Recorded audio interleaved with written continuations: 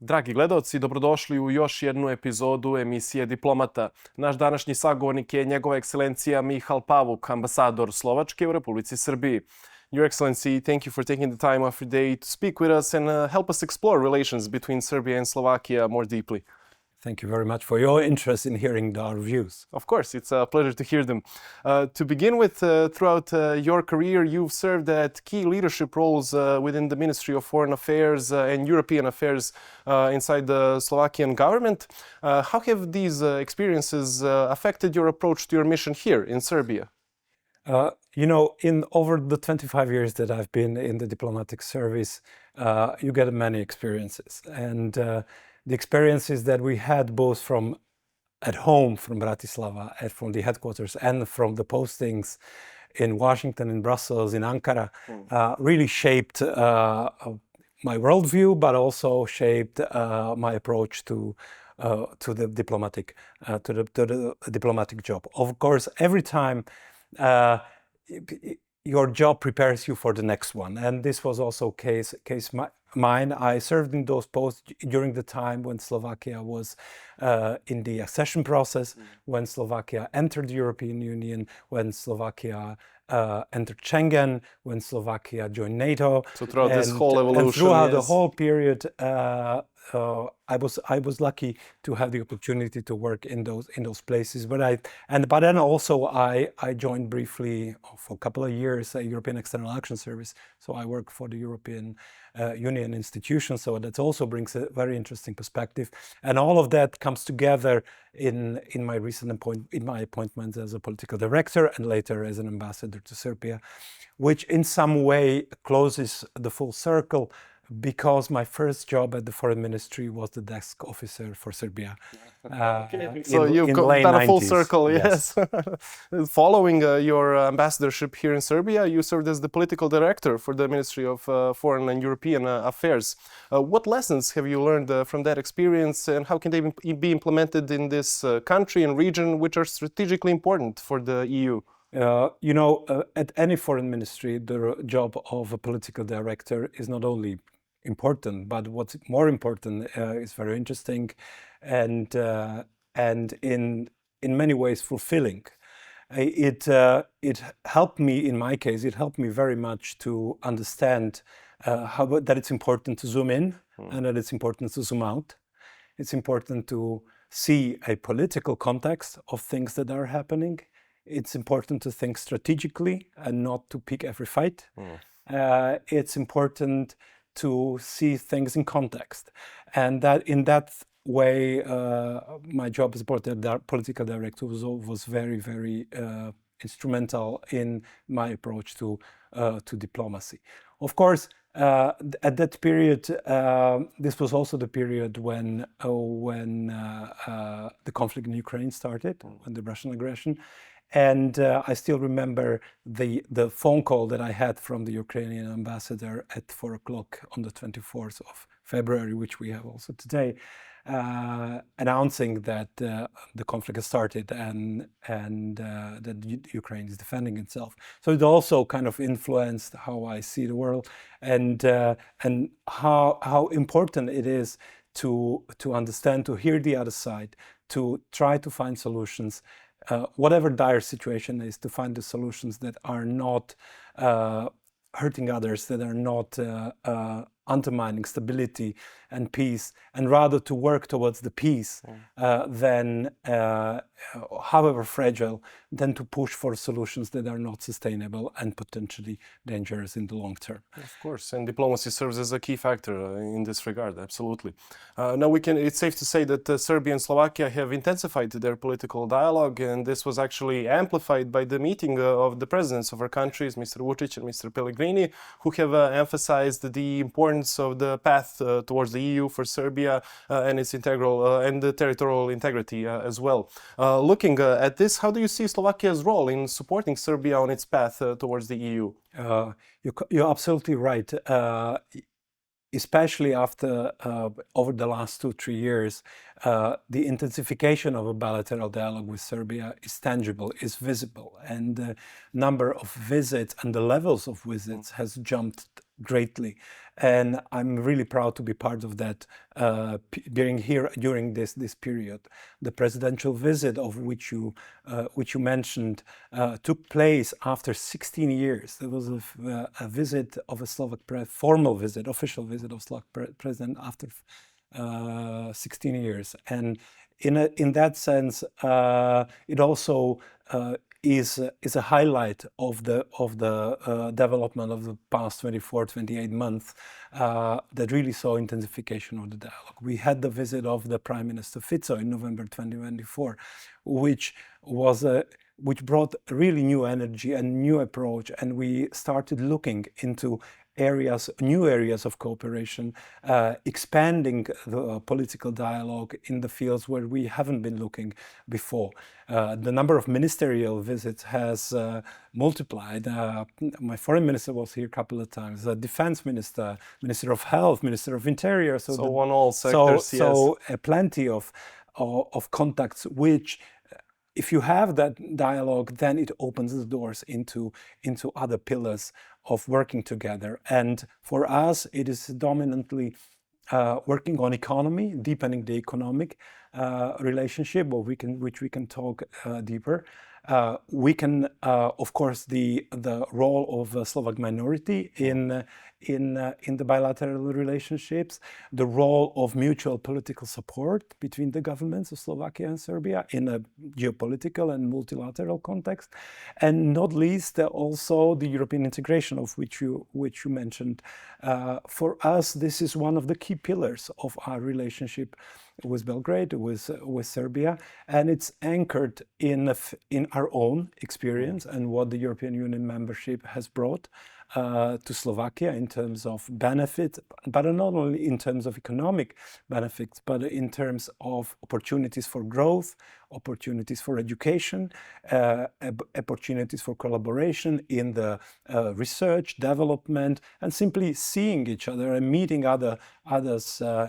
Especially after a number of years when it was so difficult for Slovak and Czechoslovak citizens to travel around Europe, suddenly to be able to travel freely and settle down in any country of the European Union. These are great things that we believe and we wish that Serbia, if it chooses to, it all can also enjoy. Of course, I think that the last at least 2 years, maybe 2-3 years, are in general a new opportunity to accelerate the accession process of the whole region. And we hope that the countries in the region, including Serbia, take this opportunity and run with it.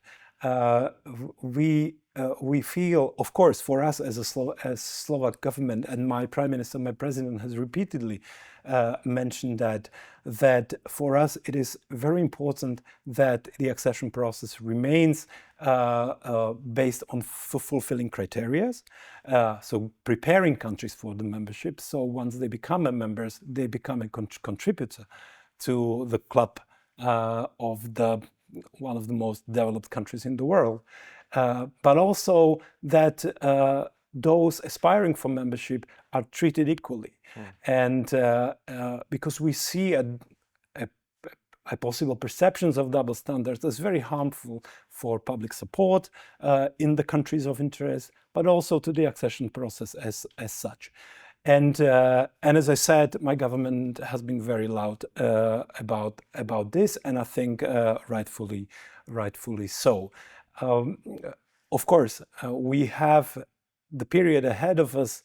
I think maybe sees a couple of adjustments in the accession process, but one should not count on the technical changes to what's going to come and what may be the outcome of the conversations that may take between the member states in Brussels and between the countries on the region.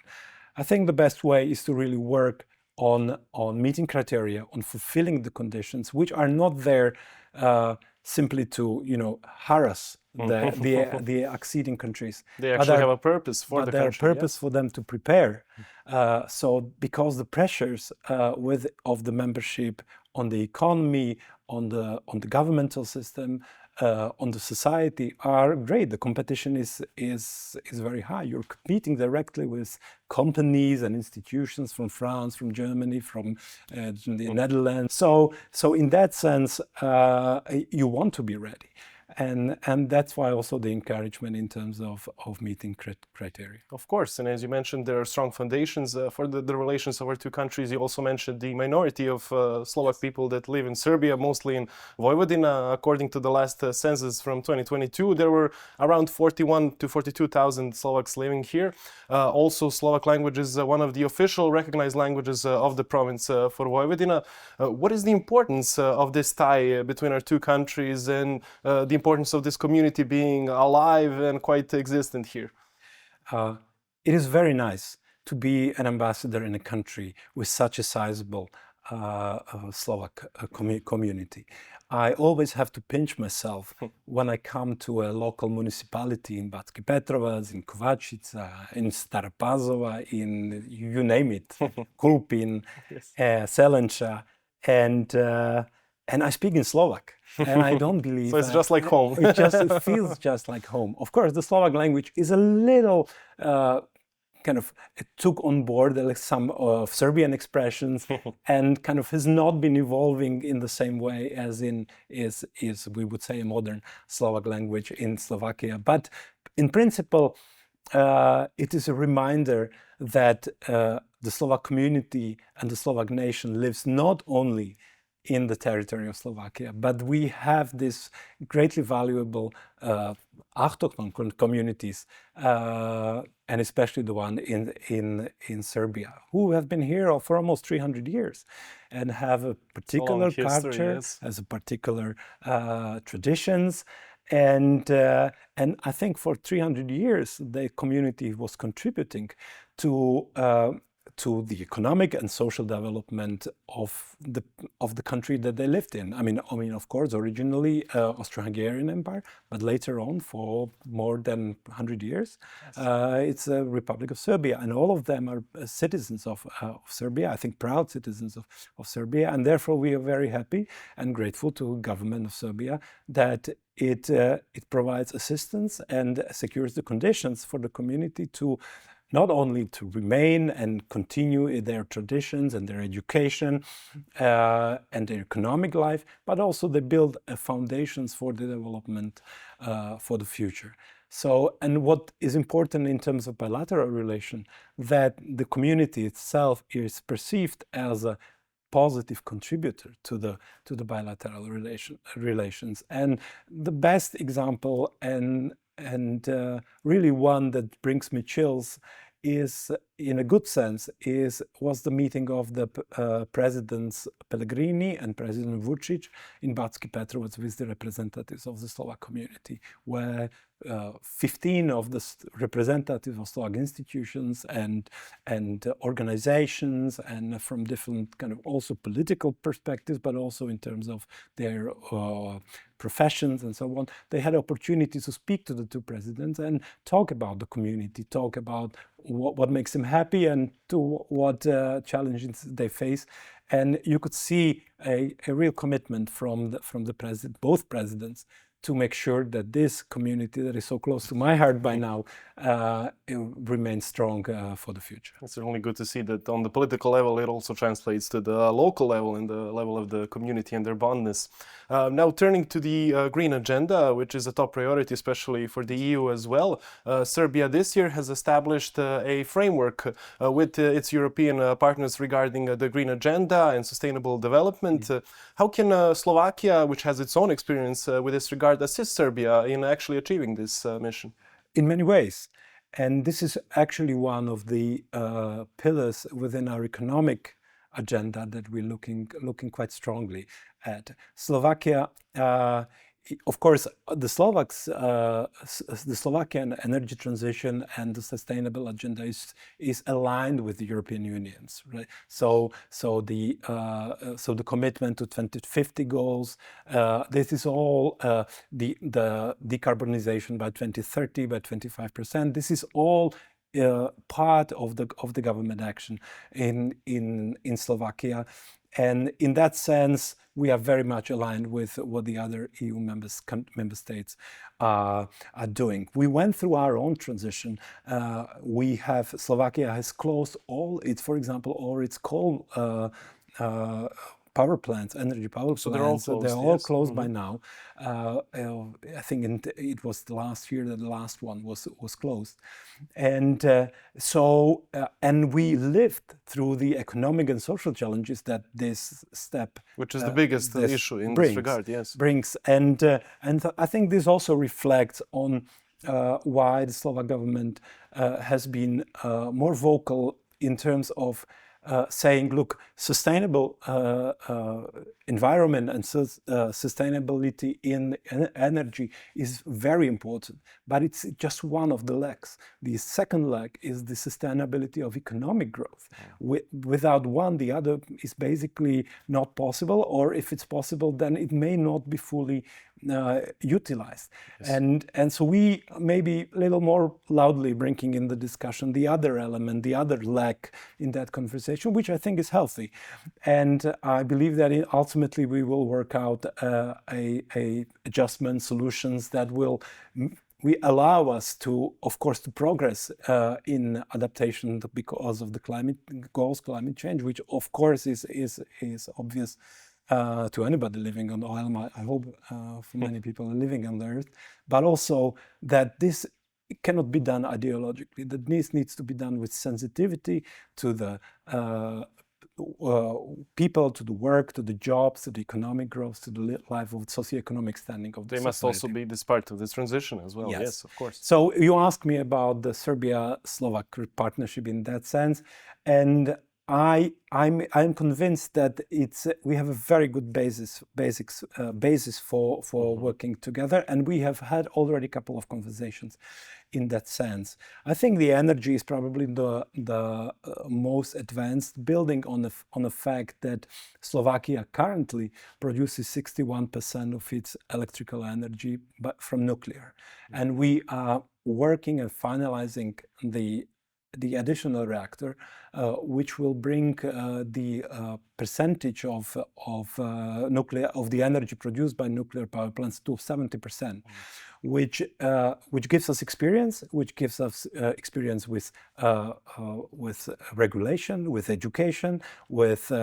utilization, with safely running the nuclear power plants, and these are the elements that we are offering to Serbia, because of course we know that the conversation is now ongoing about the energy future of this country. Yes. And we are saying that should you choose going in the nuclear direction, with which we have a good experience, we are ready to help. We are and provide our resources and our knowledge in making sure that once it's developed here, it's done safely, it's done with the proper efficiencies and with as limited impact on the environment as possible. But this is not the only one. We do have investments in the solar here. Mm-hmm. We have for years been working on hydropower here.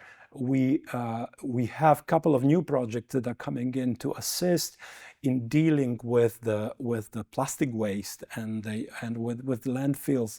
And just tomorrow, I'm going with one Slovak organization that is funded by the Slovak government to Novi Sad. They will be launching a project that will analyze the climate change, the impact of drought in the Vojvodina region, and propose what can be done to better manage the water cycle in Vojvodina, to protect the soil of this agricultural region for the future. So in that sense, I think I see plenty of opportunities. We have contacts at the ministerial level in that sense, and I'm sure that in the coming month you will hear more in this area. On a related note, last year UNDP, along with the support of Slovakia, actually helped Serbian municipalities develop their plans for renewable energy and as well for biogas. Do you expect such projects to become the foundation and maybe an example for the future cooperation, as you mentioned?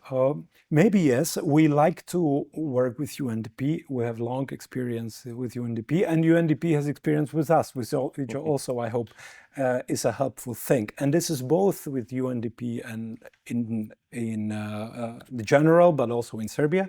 But we have a very active UNDP office in Bratislava that's been working in the region, across the region, supporting different projects. And this helps us follow in their footsteps and bring additional solutions, additional proposals. So we see our partnership with UNDP as a great opportunity for creating synergies. I was very happy and very proud last year to open the smart city network in city of Kragujevac, which was basically a project done by UNDP in Bratislava, from Bratislava, with our support. And the more projects like this we have, the more contacts are established, the more ideas can come forward. So in that sense, I see that could be also an important part of how we work together in this triangle. Absolutely.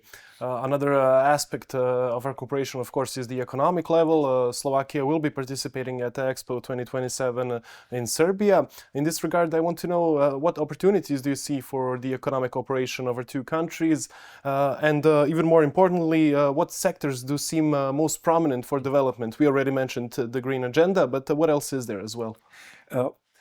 Economic pillar is the next one that we're trying to anchor in the strong political relationships. And by now, if you look at the numbers, the amount of bilateral trade is more than 1.2 billion, which, I mean... It's not a small number. It's not a small number. And I look at the statistics, and I'm very close with my British colleague, but it's the same. It's the same number that the UK has with Serbia. Yes.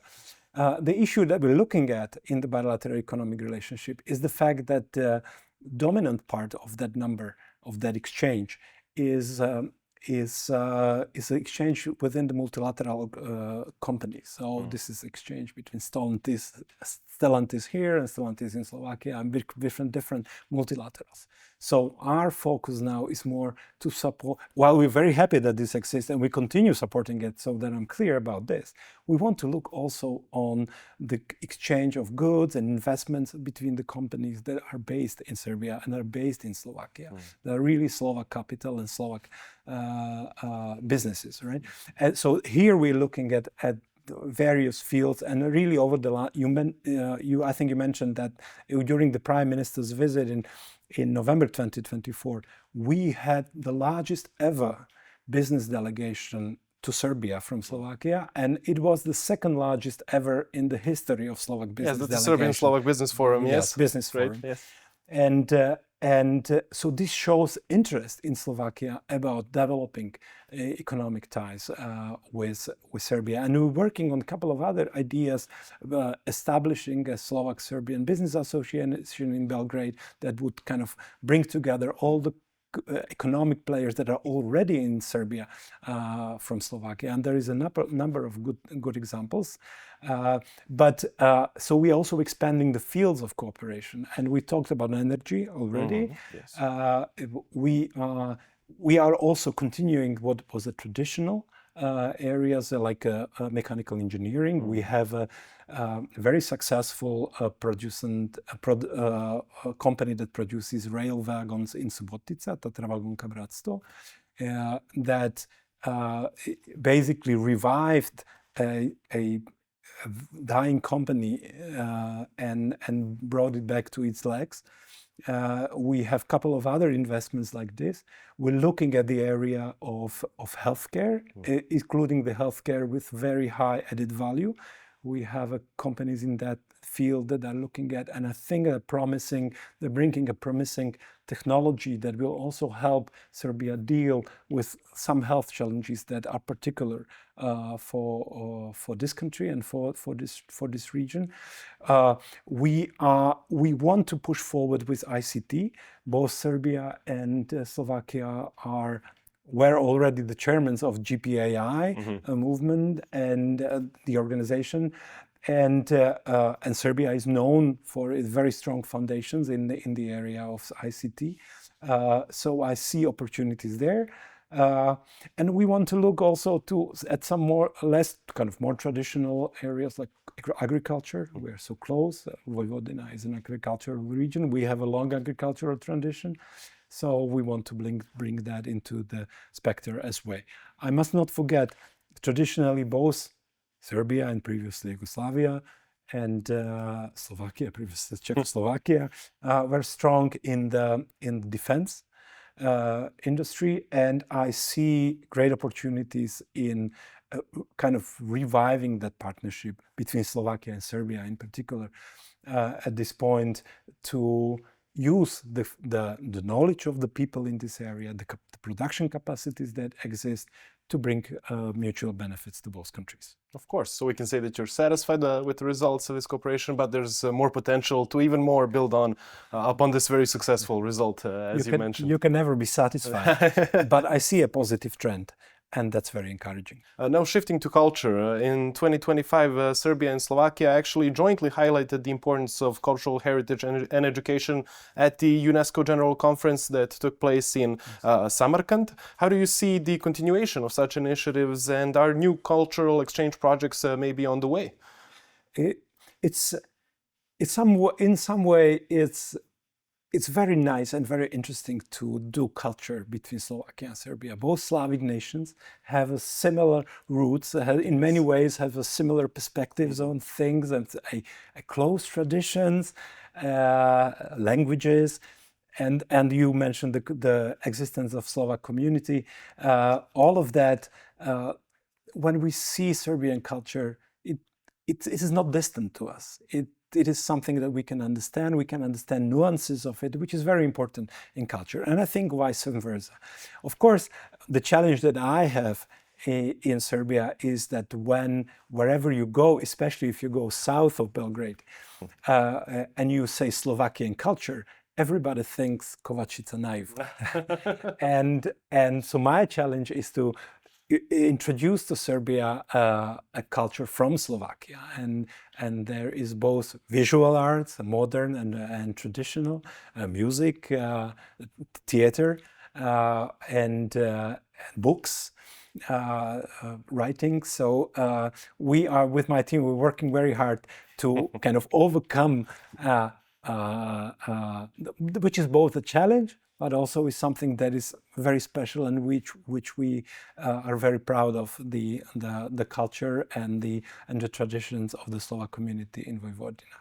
And when we talk about culture, cooperation in culture, I really have to mention Kovačica once again, because in December 2024, the Kovačica, the Slovak knife art, was inscribed in the UNESCO inherited production list, and this is a project that highlights how we can work together. It was an original submission by Serbian government. I believe, to my knowledge, this is the first time ever in the world a country has made a submission of a national minorities culture.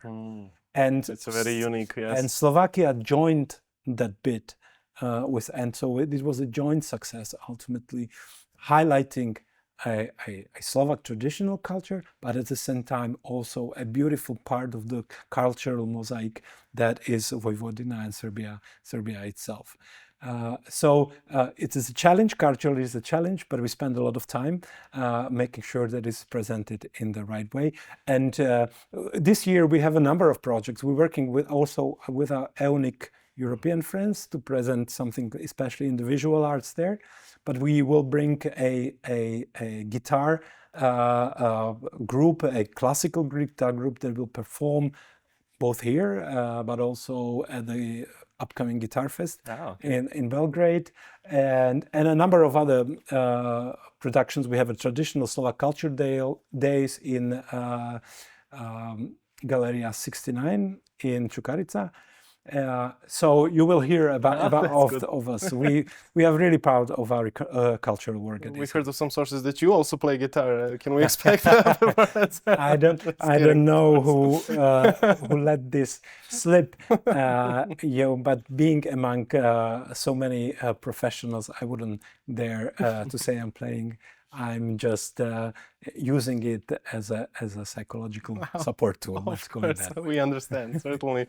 Now, for the last question, Your Excellency, looking ahead into the future, how do you see the future of the relations between Slovakia and Serbia, especially potentially in the future, maybe even as part of the same EU family? Yeah, the relationship has traditionally been very good, and it's anchored in the principles that we share. We spoke so much in the past and currently as well about protection of international law, supporting multilateralism, making sure that the principles of sovereignty, territorial integrity are cherished and are protected, because we feel big, but we are relatively small countries, and small countries like ours need to find support in these terms to make sure to secure their safe future. So we have this similar basic from which we're looking at the world. So my perspective on the future of the relationship is positive, because we have joint roots, we have a lot of shared interests, we have a positive connection through the Slovak community, and we have a hope for both, a vision for both countries to be part of a developed, democratic European world. And in that sense, I believe that the relationship will flourish towards the future, and that the coming months and years will be only confirmation of that, not only through the political levels, contact, but also through the more and more businesses that will appear both in Slovakia and Serbia, that will be more and more cultural exchange, that we will have more projects, like was the inscription of the Kovačica Naive Art into UNESCO, and that ultimately the people of the two countries will feel ever closer going to the future. Absolutely. Your Excellency, thank you once again for taking this time to speak with us and actually help us explore this connection with our countries even more closely than before. Thank you very much. It was my pleasure. Dragi gledaoci, hvala vam na pažnji. Gledali ste razgovor sa njegovom ekscelencijom Mihajlom Pavukom, ambasadorom Slovačke u Srbiji. Ostanite uz nas jer dalje idu diplomatski događaji. U organizaciji kompanije Color Media Communications održana je konferencija Women's CEO Summit 2026. Događaj koji je u Palati Madlena okupio istaknute liderke, predstavnike međunarodnih organizacija, diplomatskog kora i poslovne zajednice sa ciljem razmene iskustava, osnaživanja žena i promocije savremenih modela liderstva. Ovdje na ovoj konferenciji smo se, kao što vidite, ove 3 godine fokusirali na ta neka 3 segmenta.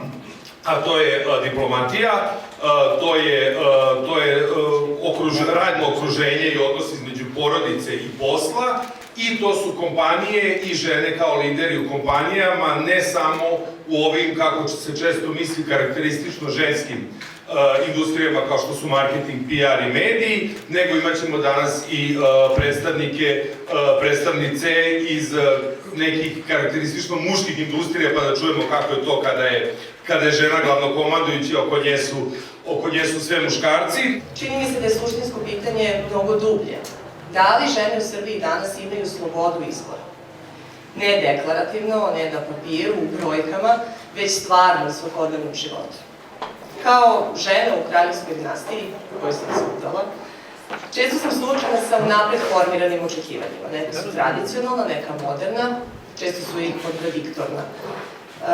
Treba da budem dostojanstvena, ali pristupačna, treba da budem tiha, ali glasna kad treba da budem posvećena porodici, ali da budem i aktivna u društvu. Vremenom sam shvatila da ovo nije specifično samo moje pozicije, već realnost većina žena danas, samo je u mom slučaju da lupa nešto veće. Žene čine trećinu preduzetnika, četvrtinu osnivača ili direktora privrednih društava, dok je u upravljačkim strukturama srednjih i velikih kompanija njihova zastupljenost skromna, naveo je poverenik za ravnopravnost. Danas ne govorimo samo o ravnopravnosti, govorimo o moći, odlučivanju, o ekonomiji, o razvoju. Činjenice su tu jasne. U 2026. godini institucija poverenika je podneto 190 pritužbi upravo iz ove oblasti kojom se danas bavimo. Žene su i dalje jedna od najdiskriminisanijih društvenih grupa, često izložene višestrukoj diskriminaciji po osnovu pola, invaliditeta, starosti, nacionalne pripadnosti, seksualne orijentacije ili zdravstvenog stanja. Najveći stepen neravnopravnosti je i dalje u oblasti rada i zapošljavanja. Panel Ženski glas u diplomatiji, muška perspektiva bio je posvećen načinima na koje muškarci na pozicijama moći i uticaja mogu aktivno podržavati i unapređivati učešće žena u diplomatiji. Moderatorka diskusije bila je Plamena Halačeva, zamenica šefa delegacije Evropske unije u Srbiji. Često zaboravljamo da su univerzalnu deklaraciju o ljudskim pravima oblikovale i žene. Među njima je najpoznatija bila Eleanor Roosevelt, ali i manje poznata, a ključna u promovisanju jednakih prava, Hansa Mehta iz Indije. Imali ste i delegatkinje iz Dominikanske republike kao iz tadašnjeg Pakistana. Radeći na terenu u UNHCR-u tokom godina trudili smo se da na svim nivoima postignemo jednaku zastupljenost zaposlenih žena i muškaraca. Kada govorimo o položaju žena u diplomatiji i ideji da podržimo tu inicijativu, moram da kažem da se od diplomata očekuje mobilnost i dostupnost da budu na raspolaganju bez vremenskih ograničenja. Kada govorimo o celokupnom okruženju, suočavamo se sa pitanjem majčinstva i očinstva, odnosno da li će postojati određena ograničenja poput prekida rada ili skraćenog radnog vremena i sl. Potreba veće zastupljenosti žena u diplomatiji izazov je na globalnom nivou. Meksiko je prva zemlja takozvanog globalnog juga koja je usvojila feminističku spoljnu politiku. To podrazumeva jasnu posvećenost vlade Meksika da ženama omogući učešće u diplomatiji. Porodična situacija je za mnoge žene prilično komplikovana i nije dovoljno samo imati volju, već i preduzimati konkretne korake. Uvodimo afirmativne mere u pogledu unapređenja u okviru različitih rangova spoljne službe, kako bismo postigli ravnotežu u zastupljenosti žena. Muškarci treba da budu svesni sistemskih i strukturnih prepreka sa kojima se žene suočavaju u napredovanju ka ambasadorskim ili visokim pozicijama i da preduzmu konkretne korake kako bi se to promenilo. Prilikom izbora ljudi za važne funkcije potrebno je primenjivati pristup koji vrednuje raznolikost u svim njenim aspektima. Jer raznolikost nije samo pitanje roda, već i godina, etničke pripadnosti i drugih faktora. Na panelu razgovori sa direktorom model rada prilagođen porodici otvorena je tema ravnoteže između profesionalnog i privatnog života, kao i uloge muškaraca u roditeljstvu. Došla sam u Srbiju prošle godine. Moj stariji sin je imao 7 godina, mlađi mesec dana. I pogodite ko više od mene brine o njima. Moj suprug, koji je napustio posao da bi brinuo o porodici. Suočili smo se sa nekim kulturnim barijerama i poteškoćama, ali smatrali smo da je to najbolja organizacija za našu porodicu. Nastavljamo tako jer to funkcioniše, a to je poruka da nam je pored sistema i strukture potrebno da svako od nas uradi svoj deo zaduženja. HR case study, Rio Tinto Sava primjeri iz prakse, predstavila je Đurđa Kovač koja je istakla pozitivne primjere odnosa kompanije Rio Tinto prema zaposlenima, kod kojih je trenutno minimalna razlika u platama muškaraca i žena. Završni panel Žene u biznisu okupio je uspešne preduzetnice iz privatnog, korporativnog i javnog sektora. Pored formalnog programa, konferencija je pružila prostor za neformalne razgovore i povezivanja učesnika. Povodom 66. rođendana japanskog cara Naruhita, ambasada Japana u Srbiji organizovala je svečani prijem, čiji domaćin je bio ambasador Naohiro Tsutsumi. Prijemu su prisustvovali Tamara Vučić, supruga predsjednika Srbije, članovi vlade Srbije, predstavnici diplomatskog kora, Srpske pravoslavne crkve i japanske zajednice u Srbiji, kao i ličnosti iz poslovnog i javnog sektora. Njegovo veličanstvo car predstavlja simbol Japana i jedinstva japanskog naroda. Za nas koji živimo u inostranstvu, proslava njegovog rođendana je posebna prilika da uputimo molitve za mir i prosperitet naše zemlje. Tokom mog mandata postavio sam 3 prioriteta. Prvi je bezbednost japanskih državljana. Drugi je unapređenje bilateralnih odnosa i prijateljstva između Japana i Srbije, kao i između naša 2 naroda. Treći je proširivanje i produbljivanje razumevanja Japana među građanima Srbije. Odnosi Japana i Srbije su trenutno na izuzetno visokom nivou, a istorija prijateljstva dve zemlje duga je 1,5 vek. Gledajući unapred, Japan je posvećen učešću na Expo 2027. u Beogradu, što će biti dobra prilika za predstavljanje japanske kulture i vrednosti, dodao je ambasador. Povodom početka druge godine njihovog mandata kao NATO kontaktnih ambasada u Srbiji, ambasade Nemačke i Finske organizovale su svečani prijem za članove diplomatskog, političkog, vojnog i javnog sektora. Prošlu godinu smo dobro započeli, iako su univerziteti kao jedan od naših glavnih kanala za komunikaciju uglavnom bili zatvoreni ili nedostupni za održavanje sastanaka. Imali smo nekoliko izuzetnih događaja, poput predavanja polaznicima generalštabnog kursa na Vojnoj akademiji Srbije i dvodnevnog sastanka NATO male radne grupe za inkluzivno društvo i vojnih pravnika. Uskoro planiramo da održimo sastanak na Univerzitetu odbrane Srbije i da ponovo stupamo u kontakt sa Diplomatskom akademijom, kako bismo održali predavanje o NATO-u i Zapadnom Balkanu, ali i o NATO-u kao bezbednosnom akteru. Primećujemo da se bezbednost ovde često doživljava kao stalna pretnja koja dolazi od nekud, ne uvek jasno definisana, ali bezbednosna politika je mnogo šira od toga. U aprilu na godišnjicu članstva Finske u NATO-u organizovali smo panel diskusiju za mlade na temu Finske i članstva u NATO-u u novom geopolitičkom okruženju. Nakon toga za 24 člana parlamentarne skupštine NATO-a organizovali smo brifing uz prisustvo ambasadora zemalja Kvinte i predstavnika civilnog društva. U jesen smo realizovali i inicijativu pitanja o NATO-u. Prikupljali smo pitanja od građana putem društvenih mreža i na ta pitanja odgovarali u video formatu, a snimci su prevedeni i objavljeni na srpskom. Poslednja aktivnost bila je poseta sedištu NATO-a u novembru, kada smo održali brifing za politički komitet koji je pokazao veliko interesovanje za dešavanje u Srbiji. To nas ohrabruje jer pokazuje da postoji pažnja i želja da se situacija u Srbiji prati i da se o njoj redovno informiše.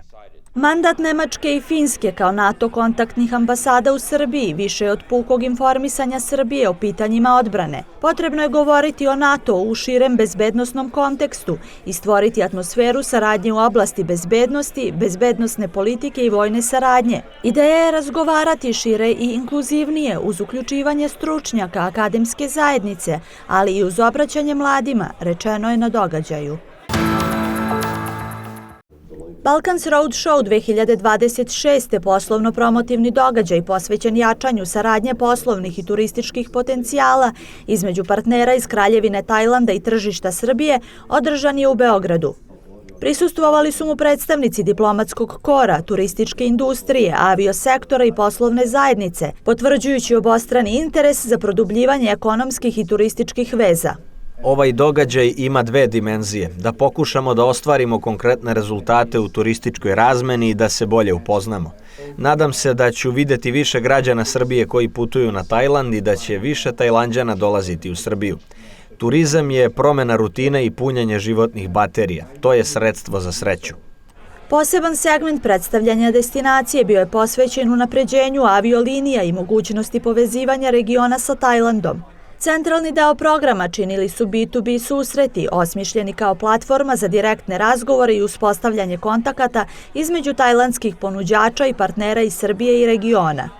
Srbija je veoma perspektivno tržište i već sada primećujemo rast broja srpskih putnika koji dolaze na Tajland. Pozivamo vas da doživite naš lokalni način života, hranu, netaknutu prirodu, mentalitet, jezik ili nešto po čemu smo poznati poput tajlandske masaže ili Muay Thai boksa. Ne želimo da predstavimo samo atrakcije i aktivnosti, već i filozofiju i mudrost koja stoji iza njih. Možda biste voleli da vidite tradiciju puštanja lampiona na vodu, koji u severnom delu Tajlanda sprovodimo na održiv ekološki način. Kada puštamo lampione ka nebu, sarađujemo sa lokalnom zajednicom i sav prihod od prodaje lampiona koji su izradili ide upravo njima. Trgovinska razmjena između Srbije i Tajlanda je prilično mala i postoji mnogo prostora za rast. Spremni smo da uvozimo proizvode iz Srbije, ali i da izvozimo proizvode iz Tajlanda u Srbiju. Nakon trgovine može doći do investicija, do više putovanja, što je najvažnije do povezivanja ljudi. Želimo nove prijatelje, ne samo u blizini Tajlanda, već i u centralnoj i istočnoj Evropi. Zato vas molim da otvorite svoj posjetite Tajland i poslujete sa nama. Balkans Roadshow 2026. predstavlja važan doprinos daljem razvoju turističke i ekonomske saradnje uz fokus na institucionalnu podršku, direktno povezivanje tržišnih aktera i dugoročno partnerstvo između Tajlanda i Srbije.